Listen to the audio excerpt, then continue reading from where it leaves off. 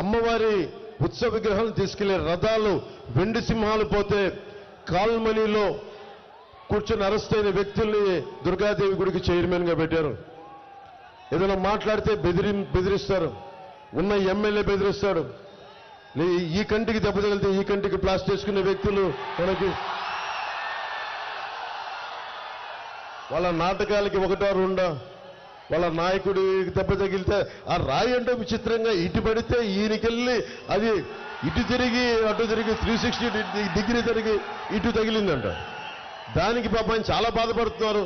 ఇలా కన్ను కొడితే ఇలా చాలా పెడితే నేను సినిమాలో కూడా అంత నటన నా వల్ల కాదు. నేను అంత పెర్ఫార్మెన్స్ నేను చేయలేదు. కానీ ఆస్కర్ లెవెల్ పెర్ఫార్మెన్స్ మీరు నిజంగా అభివృద్ధి చేసి ఇందాక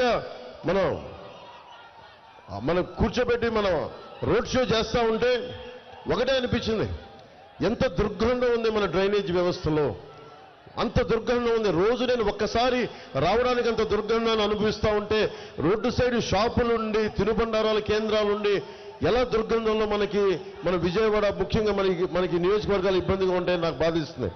నేను మీకు మాటిస్తున్నాను, కూటమి ప్రభుత్వం రాగానే మన డ్రైనేజ్ ఫెసిలిటీని అన్నింటినీ బాగు చేసే బాధ్యత మన కూటమి ప్రభుత్వం తీసుకుంటుంది.